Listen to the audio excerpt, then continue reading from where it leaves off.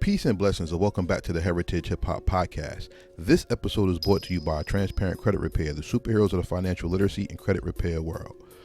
By making a decision to updating your credit report and changing your credit score, you can change your life financially. You can change from opening your wallet to paying out debt to opening your wallet and taking an income and keeping it. To do so and to make that life-changing decision, go to www.heritagehiphop.com and click on the link to fill out the application for Transparent Credit Repair. Going through Heritage Hip Hop, you get 20% off of all services rendered by Transparent Credit Repair. So to change your life and update your financial situation, please visit www.heritagehiphop.com and fill out the application link for Transparent Credit Repair. On this episode of the Heritage Hip Hop Podcast, we go back overseas. I love international hip hop because we get a different perspective on the culture that we love, and we get to hear the voices of people that you just don't get in this country. And we have a MC who released a cult classic album, Salty Waters. That's right, cult classic, which means it's meant to be heard. You should go check out Salty Waters. And we talk to Optimystic. We talk about, hip hop, but from an Australian point of view. So for anybody out there that wants to hear about the growth of hip hop and the artists that's not from the States, check out this interview. And I guarantee you, it's something amazing that you never even thought that you needed, but you do. So make sure you tune in, and I'll come back with the rest of my commentary after it's done. Peace and blessings, and welcome back to the Heritage Hip-Hop Podcast. Heritage Hip-Hop is known for domestic hip-hop and going overseas. And one of the lands that we touched that's been very grateful and gracious to us is damn Australia. And we're going to go to Australia right now to talk to somebody who not only represents hip-hop, but represents the boom bap of hip-hop. Introduce yourself. Yo, what's going on? This is Optimystic, representing that land down under. Thank you so much for having us on Hip Hop Heritage. It's a truly honor, man. Yeah, it's always great to talk to people who keep the culture alive and make sure that the culture is well represented. But let's start from the beginning. How did hip hop find you, and what made it shine in your eyes? Hip hop would have found me as a child. I was living in those kind of quite a desolated little town in the middle of Australia, in that kind of red outback bush. And we had two channels on the TV, and every Saturday morning we'd get the music channel come on. And that's when I'd see Public Enemy, Run DMC, Salt and Pepper kind of breaking through in those, your late 80s kind of thing. And I was just fascinated as a kid. I always just seemed to love it, and it just grew from there. I just got fascinated by hip-hop, fell in love with it, and I kept pursuing it over my next bloody 20-odd years. That's what it is, man, because, at the end of the day, hip-hop is not something that you can just do. Like, you can sing, you can rap, but that's not really hip-hop.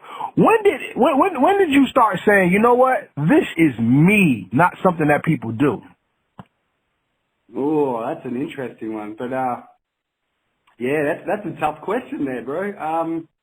I don't know when that culture really took a hold of me, but yeah, it was definitely young. Because like I said, I definitely fell in love with it. I've been fascinated all the time. It's the one thing I just wanted to keep doing. I just, I didn't pursue in any trades or anything. I just kept pursuing music and hip hop and fell in love with it so early. And, I don't know, maybe in my teenage years, by the time I was in the mid-teenage years, I was definitely emceeing a lot by then. I was spreading the culture a lot then because hip-hop was still kind of growing in Australia. It was, it took a while before it got really big down under, that's for sure. So definitely one of the early years. I'd probably say in my mid-teenage years, I'd say.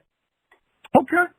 See, the teenage years, right, is when we talk about life, we talk about pruning our tree. So when you're a little kid, you might like all sports and all music, right? But as you get older, your ear matures. Your life experience changes. Your outlook on life changes. And as you prune your tree, then you start forming your roots start to form your trunk, and your trunk gives ways to leaves and fruit that bear your personality for the world to see. What is the song that changed your life, that made you prune your tree and make hip hop your number one genre of choice?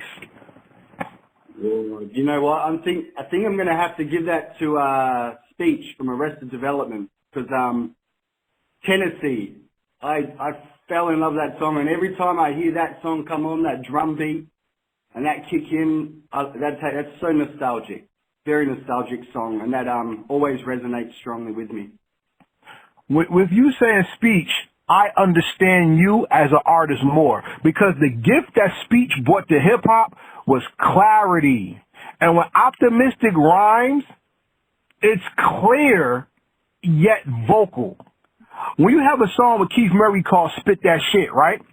On that song, you are very clear. It's not just like, okay, I'm with Keith Murray. Keith's going to say something syllabalistic and I got to catch up. It was like, Keith's going to kick it, but I'm going to come right behind him and say my shit. But what you say is very strong and very vocal. Why did you take the strong vocal style, and how did it come about in your perfection of hip hop from your understanding? Yeah, I guess that's the other thing. So when growing up, like Speech and that, obviously in the early years, as I got kind of matured into those, as you said, as I matured the tree and started to prune and reap, like I just loved more that grimy style and hard aggressive kind of rap spit from your Redmans to your Onyxes and all that. I just loved real energetic MCs as well. I think I really took on that as a young man. I was really inspired by that energetic hip hop as opposed to kind of just kicking back and spit and chill, which I know a lot of other people like, but I think that was just more my stance on it. When I do my live shows, ever perform, I love getting a bit more rowdy, jumping around. I just love that energetic style. So I think that's all it was. I think that's what I just took on as a young MC at that stage. So in your teenage years, you grew up in the 90s, you're telling me? Yeah, definitely. I was born in the 80s.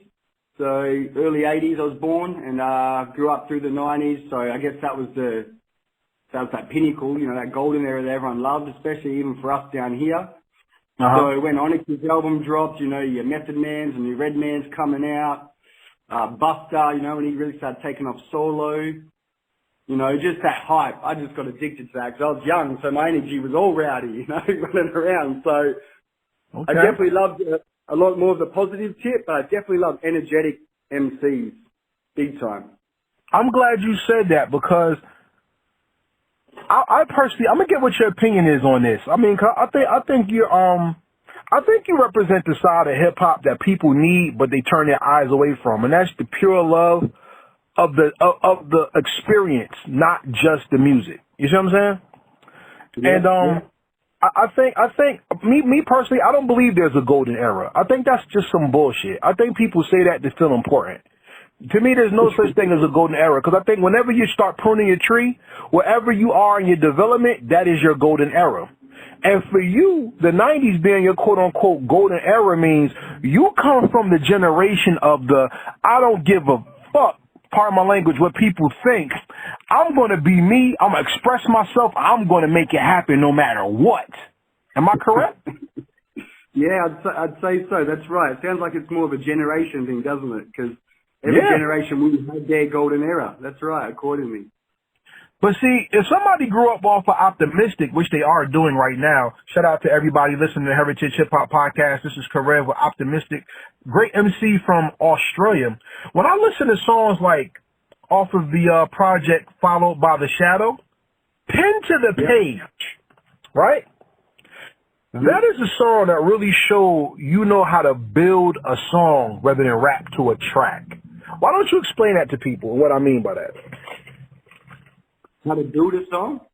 Because usually there's people who get a beat and they rap to the point where sometimes they over rap the beat. Then you got people who are artists that get the beat, know what they want to say, but they craft their words to the rhythm. And that's what you did on that song. Explain that song to me. Yeah, that's right. Wow, man, you've gone back a few years on me there, bro. Well, one thing I'm gonna tell you before you answer: Heritage Hip Hop does not go to, oh, you got a new song out, let me listen to it and ask them questions. I really study the artist so I can ask them questions because I invest in people, not playlists. So if Man, people can't invest in you as a man, then they shouldn't listen to your music because they'll never accept it or they'll never appreciate it. man, I appreciate you. This is so cool to hear too. And that's right. That's exactly what it is. But yeah, Pen to the Page has back off the 2016 album, the double album. I had to do a double album once in my life, even though they're kind of dying out this day and age, you know. So I probably could have cut it short and made a dope album and probably had a few mixtapes out of it. But yeah, you know, like I really like that song. That's with Lockwood, the Beatsmith producing. And it's just, I think that was a good era for me at that time of developing even more, like reaping more. And as an artist, I was working hard in the studio. My lab kind of design as an MC. My layering, the dubs and slobs and ad-libs over the tracks. I always really get into that a lot, thanks to the inspiration of listening to the artists that I grew up on. Mm-hmm. So, yeah, it's right. Always when you craft a song, I think a lot over it. Sometimes I might overthink a song too much. Sometimes there's always that rapping about rapping, old school stuff. But I mean, I grew up on that, so I really love that shit too. The play on words, you know, like Keith Murray's a perfect example of that shit. That's beautiful, I think. But yeah, man, just trying to be an artist who can be a bit more crafty and witty, and as Chip Fu would say, you know, a lyrical technician as such as well. Not just being a rapper, but trying to be an MC, which really comes out in the end. You know, you're gonna find that in the end of an artist who really is honing the craft. I agree, and that's what I appreciate about your work is that as you have the energy, you also have the backup of your belief in your music. See, I always told this when I was young and I wanted to talk to girls, right? I would always tell a girl, like, yo, you so beautiful. And the girl would tell me, you think I'm beautiful? And I'd be like, no, thoughts change. Beliefs are what you live by. So let me show you what I believe in you. You see what I'm saying? Yeah. I believe hip hop is the same way. Whatever you think at the time can always change, but whatever you believe about it or you love about it, it will evolve and manifest in how you represent it. You know what I'm saying? That's beautifully put, bro. I like that. I really like that. Well, I mean, salute to you for inspiring it for this interview because I want to go back to the past a little bit and bring people up because everybody's going to, I always say this, pardon my lyrics, pardon my words, but I always believe people ride their own dicks. I'm not really key on that. I'm not that type of man. I like to really go for what I'm given. So while people will look at Optimistic and be like, oh shit, he got songs with Keith Murray, Boot Camp, Rusty Jukes, which I do love, and we'll talk about that. I really want to talk about the soul of the man and what made his hip hop what it is. You're from Australia, and when we think about Australia, I've interviewed other artists from Australia, and when I talk to them, we hear about how the music community is growing in Australia, and it wasn't really a big scene for hip hop. We hear about Melbourne, and we hear about Sydney. Where are you from? I'm representing Rockingham on the west coast, near Perth City. See, that's a whole nother territory. Tell me about the music scene there and how they accepted you when you came out doing your music. Well, the Perth scene was definitely a lot smaller. It's one of the smaller cities down under. So when we started first doing shows or those open mics, there was no one there but the MCs and their friends. You know, there was no crowd, there was no fan base. It was very, very small. In fact, I'd say about an hour's drive out of the city. So even then, it was me and my friend from high school who were rapping, and I don't think I knew anybody else that was doing it at that stage. So this was the early and mid 90s when we were doing it, and we were called the Freaks of the Nature back then. Me and my man Crazy Crew. So we were the Freaks of the Nature. That was our first crew. And yeah, we used to go up to these shows. We found out there were some kids from the north side doing it. And we went up there and we found out they were doing these open mics and a couple of things, and it was just a small crowd. You'd get 20 to 30 people in a small venue, maybe friends and MCs getting up rapping.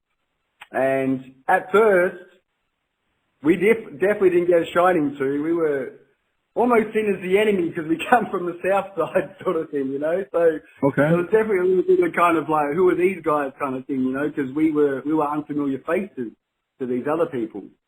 But, you know, obviously as time grows and getting older, everything changes as well. And, you know, where everyone's all good. But the actual music scene in Australia has grown phenomenally in hip-hop. Like, some of these artists have blown right up on a worldwide scale and, you know, they're packing out stadiums as opposed to when I used to see them and there'd be a small crowd. You know, it did just take off and it has got a bit of a different sound to it. You know, they've developed with the times to create their sound of their kind of hip-hop. And it's definitely blown up really big and it's got its own style to it. So, yeah, man, it's been really good to have been one of the artists who have seen this coming up and growing up.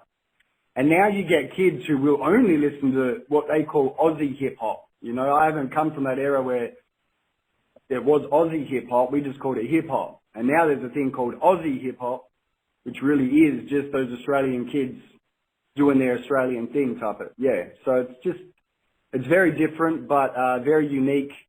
Where I grew up on all the boom bap era and all these artists that I loved growing up was just more of a passion to want to work with them for me. You know, I collected the tapes, the CDs, the vinyls, and now, like I said, I'm collecting the features of my idols type of thing, you know?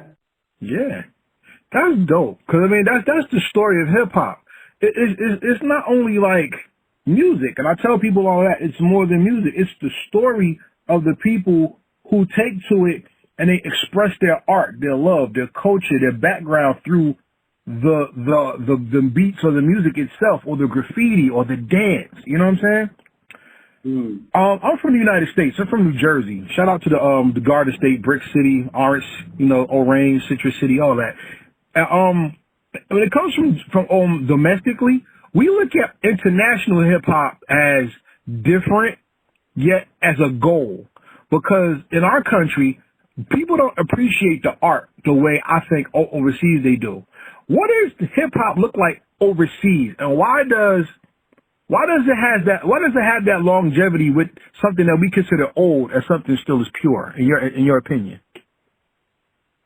Yeah, I understand what you're saying there, and it's a hard one to answer. That's very hard to answer, but I know exactly what you're saying. Like, that is exactly how it is. Like, just big collectors and a lot of appreciation for that art growing up. I know not only just for myself, but from a lot of the crews I've met growing up and moving around, because hip-hop really directed where I went and what I did with my life. Like, it moved me from Perth to Sydney for about 9 years, you know, following that dream, that passion of being an MC. And while I was over there, it made me meet the people I met, MCs, DJs, graffiti artists, dancers as well in the scene.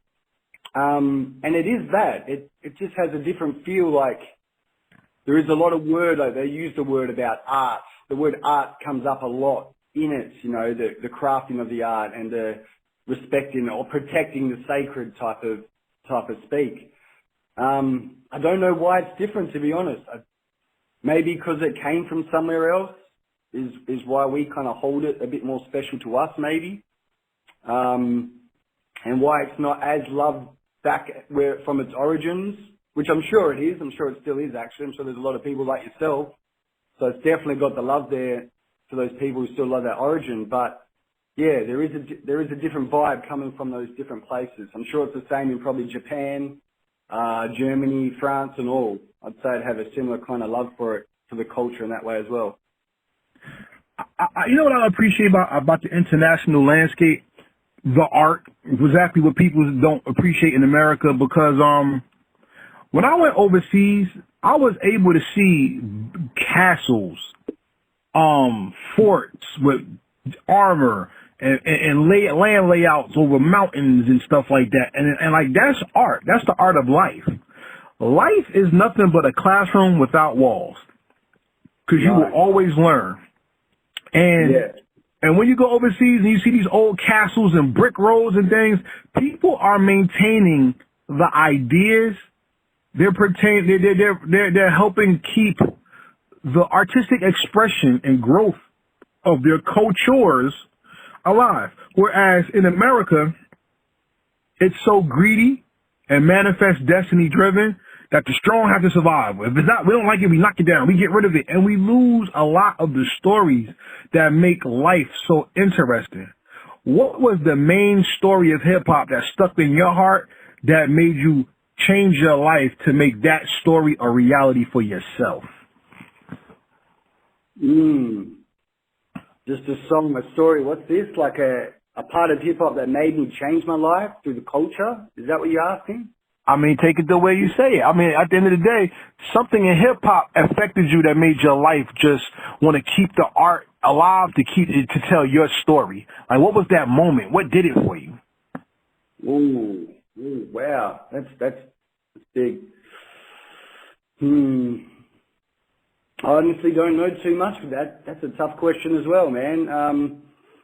I guess when I started hearing a lot of changes in hip hop coming from the States was very strange to me, and I always wanted to bring more of that boom bap classic sound. That definitely was a big influence on me there. I remember when I flew to New York for a couple of days to shoot some videos, and I was with Chip Fu from the Fushnikins in the car driving, and the radio stations, I was flicking through all the radio stations, and I was like, you know, what is all this shit on the radio? Like, where's all that hip? Because I was expecting all this great hip hop to be coming out in the station.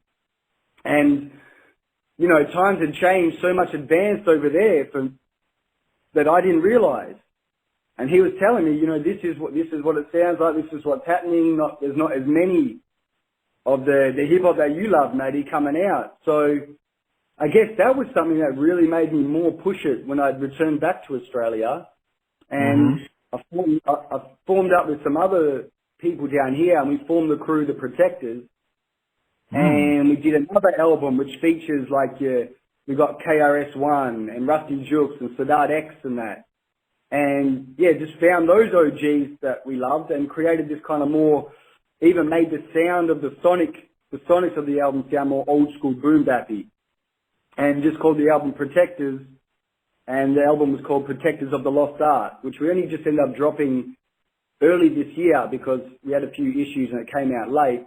So we worked on that one for quite a few years. But that was a big moment that definitely pushed me to change because I wasn't hearing the stuff that I would have liked to hear coming out, you know. Whether I'm holding on to the past and it's old, I don't know. But just really wanted to give it that old school flavor with a new twist, I guess, kind of thing.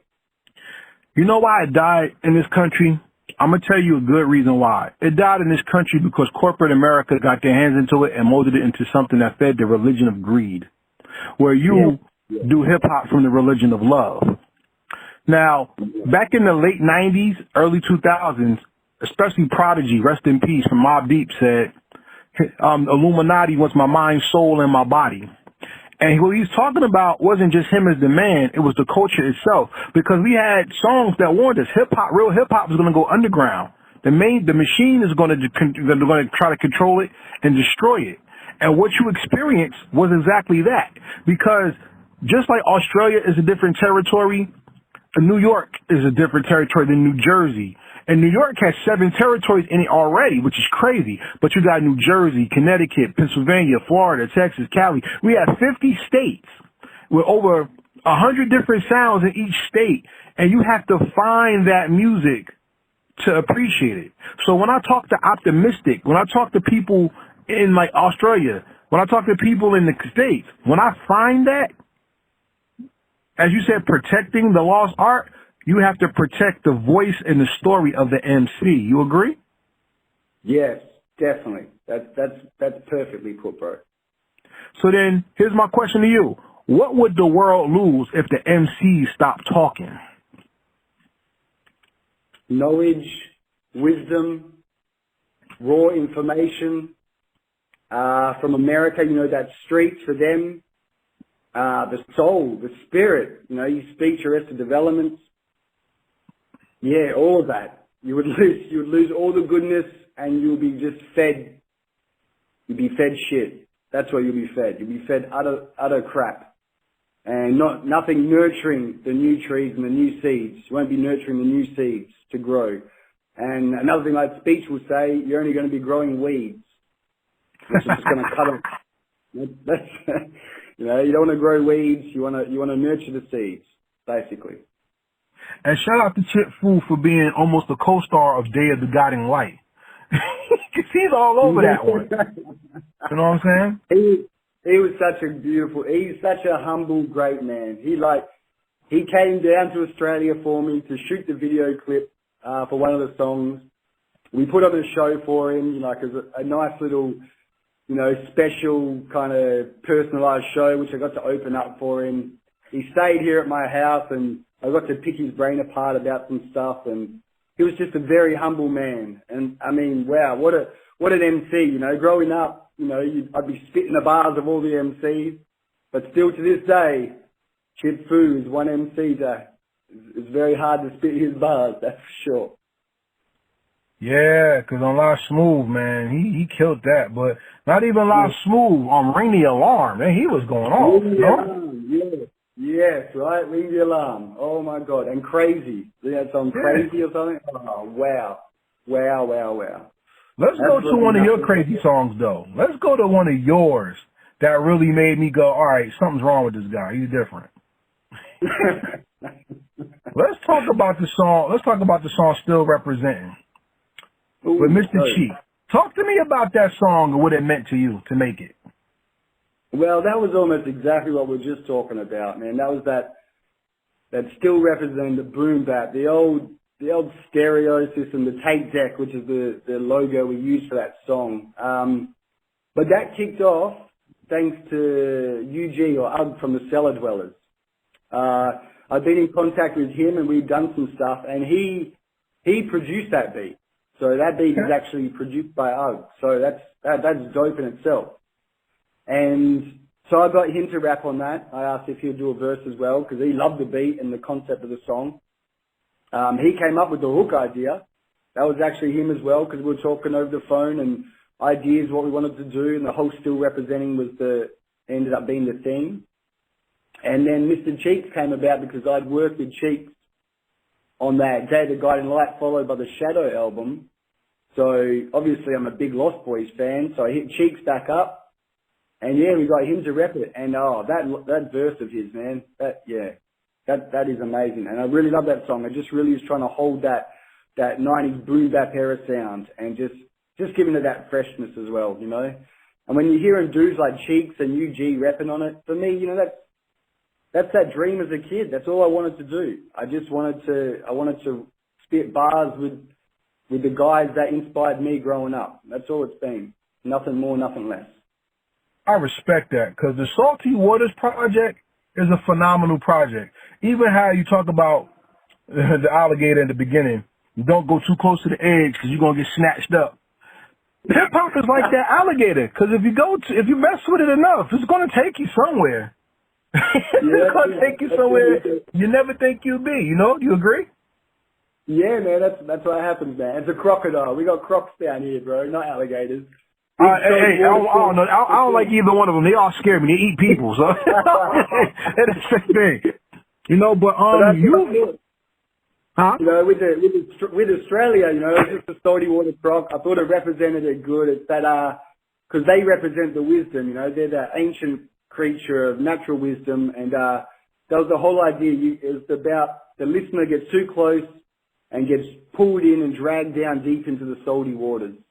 And you go into that element of the hip-hop where the listener is embedded deep in there with the beat itself, you know. So I just thought that was a great idea. And now we're doing something similar for Salty Waters 2.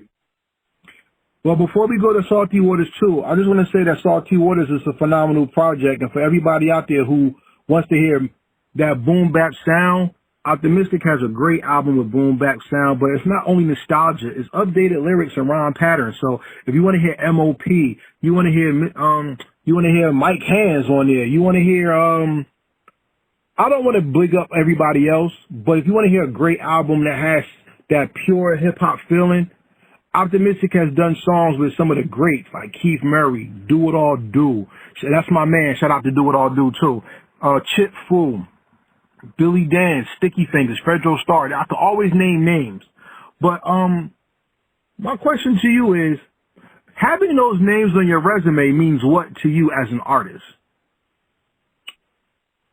That just clarifies the hard work I've been putting in, man.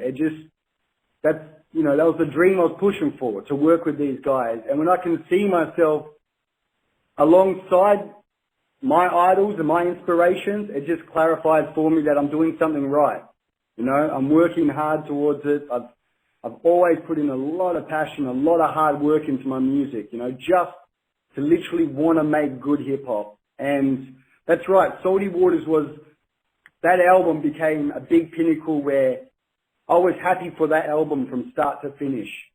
Where the Day of the Guiding Light one, it was a double album. I pushed it, and there was definitely songs on there that probably weren't album worthy as such. They were more mixtape and could have thrown them away on the side. But still some gems on there.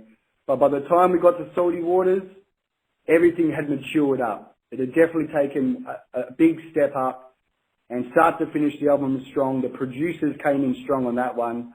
Shout out to Lofwhite Beatsmith and Rob Shaker, UG and Demic Emerald. They all kicked ass on that album.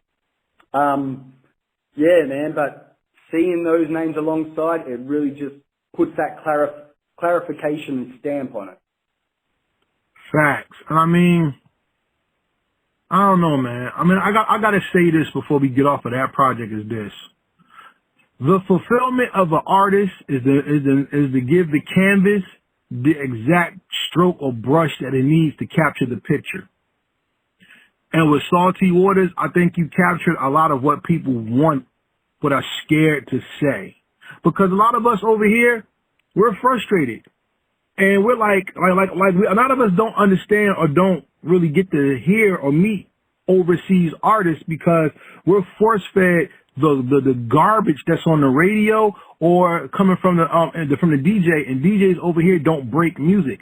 So shout out to MJ for hooking us up for this interview.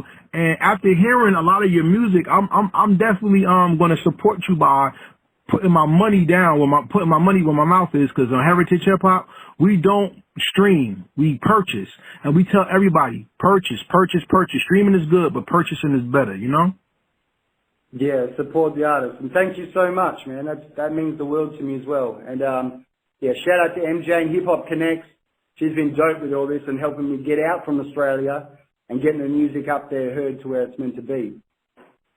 Facts. I want to introduce some people to your sound as well. So in introducing people to your sound, you have Salty Waters 2 coming out in the first single, Hip Hop Is All I Do. That's the name of it? That's exactly right, man. Still on that same journey. Hip hop is all I do.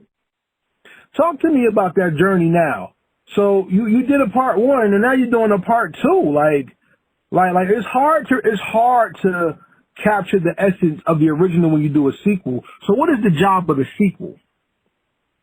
Yeah, just to continue that journey on, to take you deeper in there. And those Salty Waters, because Salty Waters was such a groundbreaking one for me, it was just we didn't think we were going to do any more after that, to be honest. We thought, oh shit, we've done it, we've peaked out. Because I have a team behind me as well. It's not just me. I've got a good group of friends who are producers and help guide me doing my shit. But then we just kept going a little bit further and pushing it. And I think it happened a lot easier and a lot quicker by number 2, because we'd already got a good formula, a good pattern, a good team and a good relationship working. So things moved a lot faster and a lot easier. And, the Salty Waters, you want to travel to different destinations. There's also that kind of thing in that depth. So just wanted to do that number 2, play on it again with the same concept of being dragged back into those waters. And yeah, man, I tell you what, I think it's freaking amazing. This number 2 is bloody amazing. We came back with Onyx again. You got Sticky Fingers up there on Hip Hop Is All I Do. The brother Mike Hands, I've got to give a lot of love to Mike Hands. He's a crazy MC. He needs to be heard so much more. As well as Sick Flow from 100 Mad. Do It All's back on there. I chucked him on a track with Crazy Dre's from Darth Effects. That is so dope. Who else we throw on there? Fredro Starr's back on there. You got Method Man from Wu-Tang's on there. We've got Rockness Monster from Helter Skelter. You know, these are just all the guys that I love working with, man. And just, I love blending certain artists as well that I haven't heard working together. You know, I really love doing that. I try to think of my past and things I've heard, and have I heard Fredro Starr spit on a verse with Rampage from Flip Mode Squad, you know? So I put them on track in 31. You know, I really like blending them. Mr. Cheeks and Rockness Monster.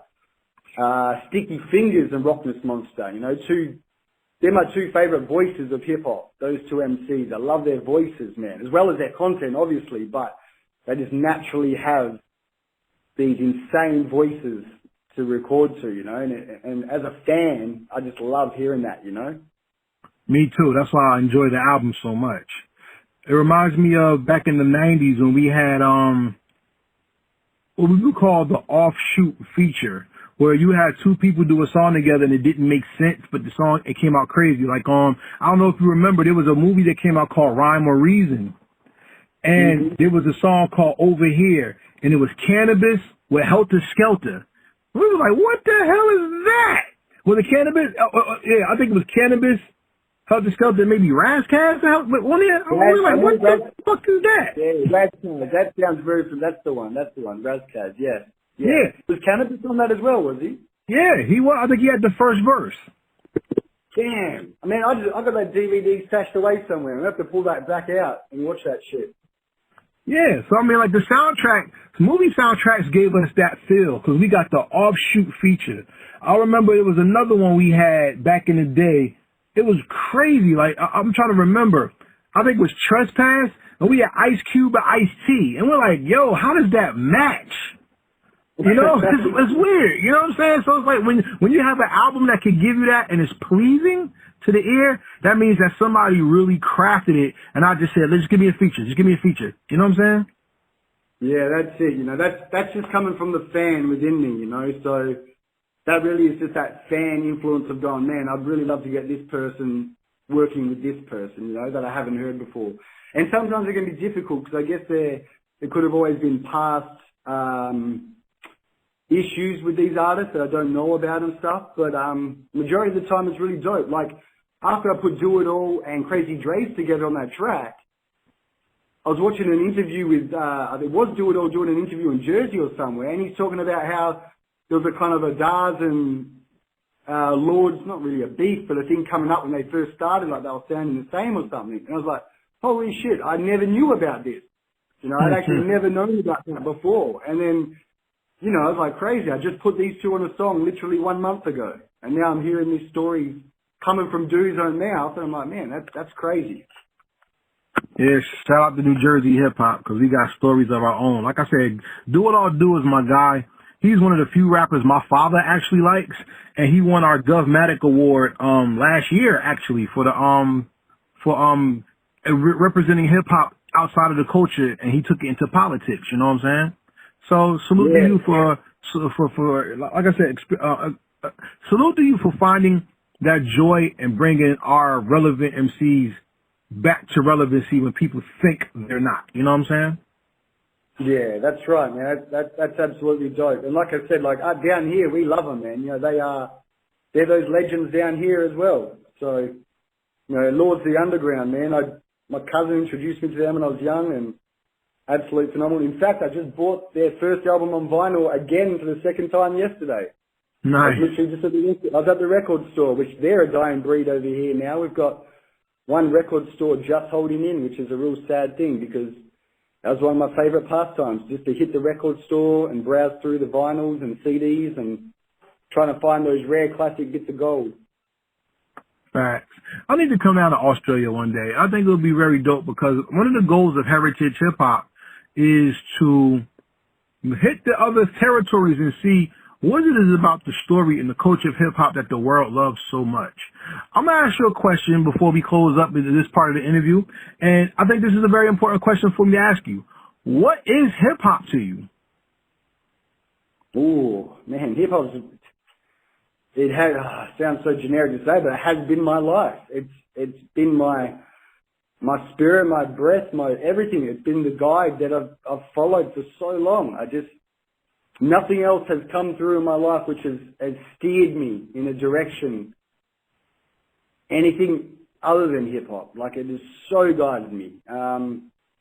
Maybe something changing now because I found out I'm about to be a father soon, which I think will steer me in a different direction for the first time in my life. But hip hop has been my way of life. You know, it has been something I've been following, living, breathing, and it's a spirit, I guess. There's a spirit about it because it does bring people together. Like, I've seen, it's made me meet so many people who are also connected to it, and from overseas and everywhere. You know, in my own town and overseas, it's something that brings people together.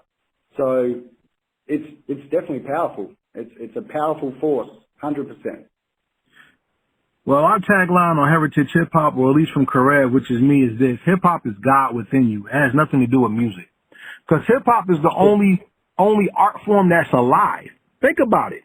Jazz was a slang word that meant sex. It never meant music. And people play instruments to dance, to wind on each other, and ultimately people wanted to have sex. With soul music and R&B, you sing. So either you can sing or you can't. Hip hop, though, you could dance, sing, rap, dress, whatever, but it's different because, as we say, the heart is the drum so the drum is the heart of the beat, or the drum is the heart of the song. Your heart is the beat of your life, so that's your living drum. When you make music, you make harmony, which means you're taking the person on a journey to appreciate the music and feel at one with it. In your body, if your endocrine system, your respiratory system, your reproductive system all work together, that's called harmony because you're able to live life and produce it.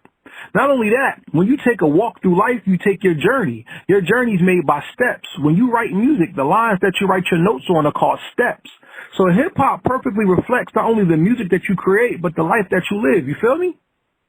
Yes, definitely, man. That's right. And the word is the inner God. That's exactly it. That spirit, that guide, that force, that pushes. I definitely feel that, and I understand that. And I love the way you word this. This is fantastic. Well, everybody on the line right now, this is Karev with a great MC from Australia, the land down under, one of the lands that made people really appreciate the depth of how far your music can travel and what can come from it. So please, sir, give everybody your social media and tell them how to get in touch with you so they can follow you and check out some more of this music. Yes, man, please. If anybody's interested, it's Optimystic, Optimystic, and you'll find that on everywhere, man. You've got the Facebook, you've got the Spotify's, Twitters, all that stuff, man. It's all out there on everywhere. Optimistic MC. And yeah, man, hit it up. Share the love. And for everybody out there listening, stream his music. But if you love it, purchase it. Because we're purchasing Salty Waters 1, and we're looking forward to Salty Waters 2. We want you to purchase that music because if the internet went down today, if you don't own your music, which means you bought it, you don't have your music. Sow into the artist so you can get more quality music. Get that quality. And stop just streaming stuff because you're making the stream people rich and you're making the artists broke. Give them their just due and tell them thank you by paying $1, $3, $12 to whatever it is they put out because your ears will thank you and you will own the music. You agree? Yes, that's right, man. That's exactly right. If the beast goes down, that's it. You've lost it. That's right. So with that being said, sir, it's time for the rapid fire questions. You want to have some fun with me right now? Okay, let's go, man. All right, the rapid fire questions are not yes/no questions. These are questions that show your understanding of hip hop culture and the depth of you as an artist. You ready? Okay, let's go. All right, question number 1. What song or album from another artist's catalog perfectly describes you? Whew. Oh, shit. Yeah, that is hard. I'm going to go Arrested Development. Their first album. I can't remember if it was 9 months, 2 months, 9 days, whatever it is. Yeah. Okay, so then you're very soulsy. You're a very vibish person. You like to reflect on life a lot. Definitely, man. Definitely. Spirit. Okay, I'm with that. Question number 2. What do you miss about hip-hop the most? Is it the cipher, the freestyle, or the session? Ooh. the cypher. Not enough ciphers coming out. But shout out to Grind Mode out there doing their thing. Okay. I'll mess with you on that. That's what's up. Why do you miss the cipher, and what do you think people don't get from not being in it? Not being in it, I mean. Just that blend of energies, the mix, you know, when you look at that, what was that great one off the Frankie Cutlass album, with Roxanne Shante and Craig G and all that, you know, just that blending of energies that come together, because then you're all sharing different flavors. Oh, there you go, flavor in your ear, remix.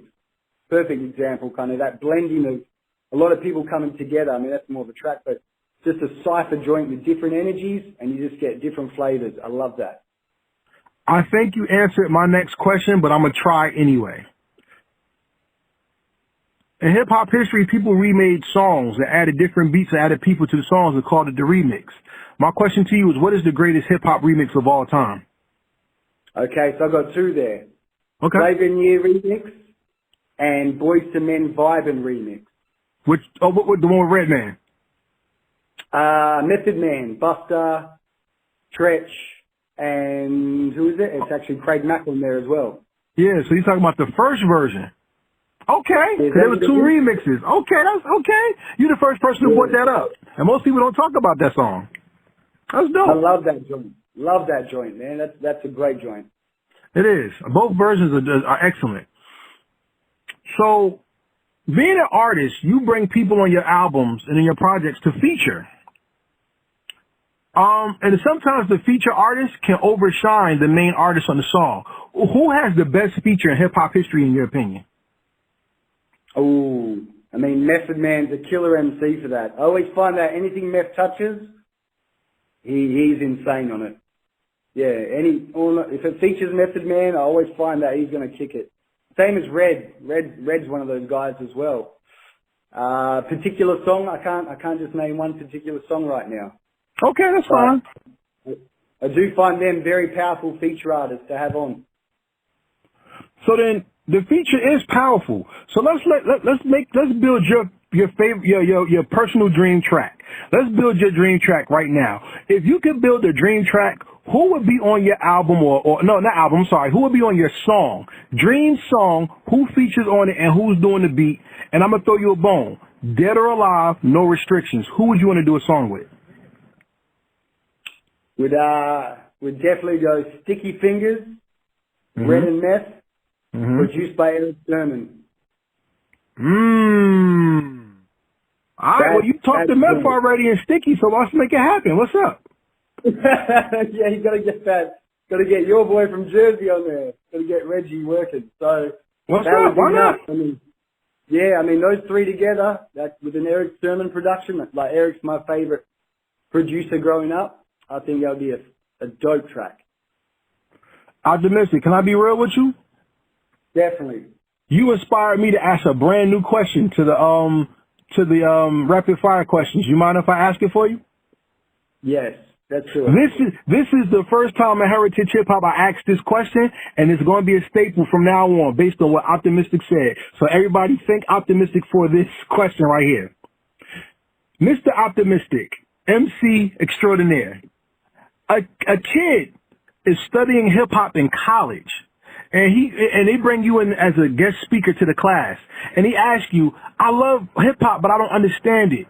Give me 5 albums that perfectly describe hip-hop." What would be your 5 albums to perfectly describe hip-hop to them? Ooh, that's a good one. Okay. I'm going to go Public Enemy, Apocalypse 91.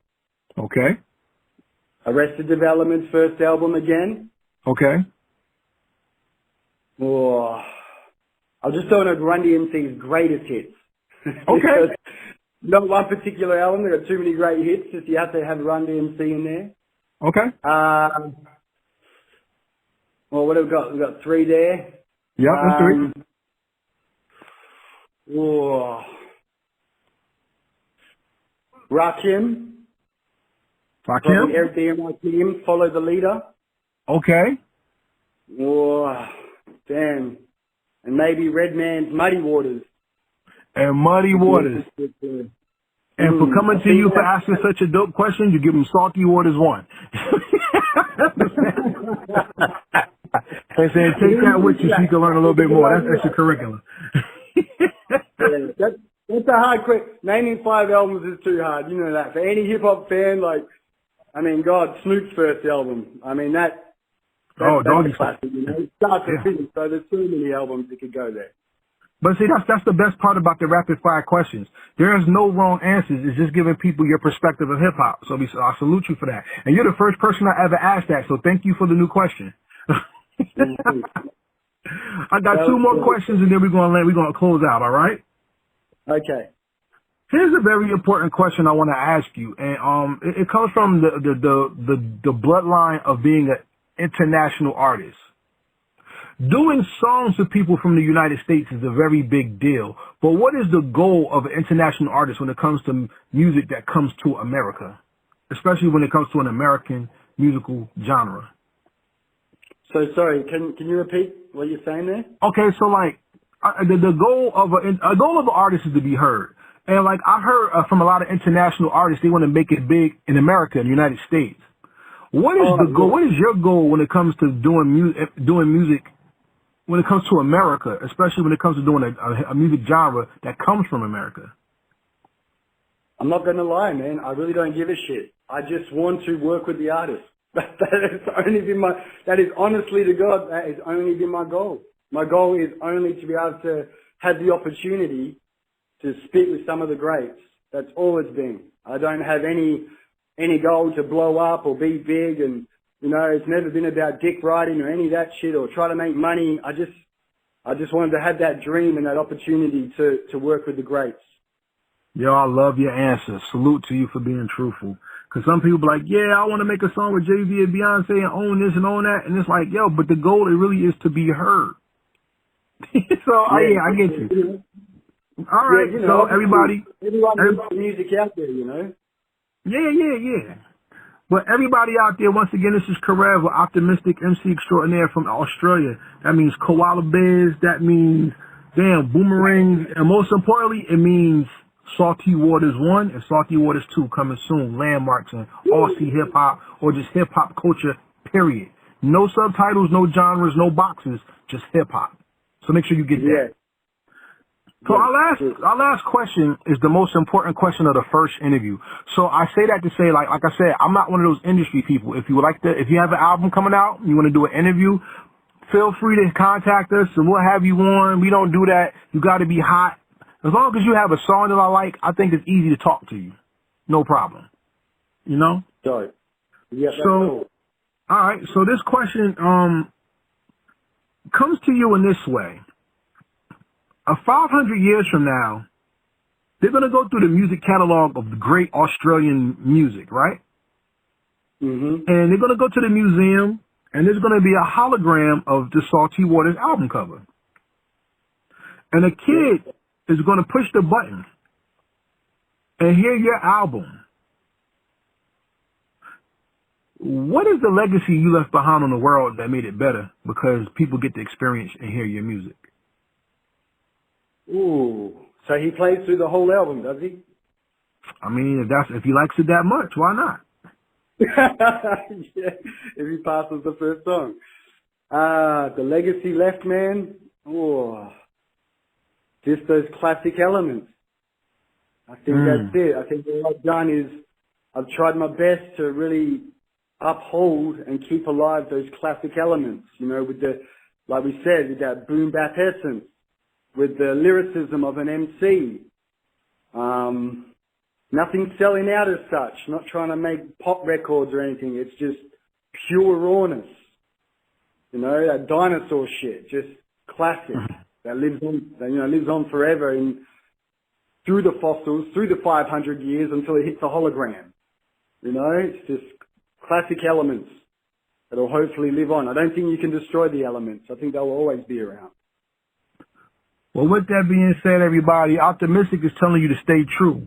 And true means you don't have to do too much or go too far. Just stay with the core elements of truth, and ultimately you will live on and inspire the world with any and everything that you do.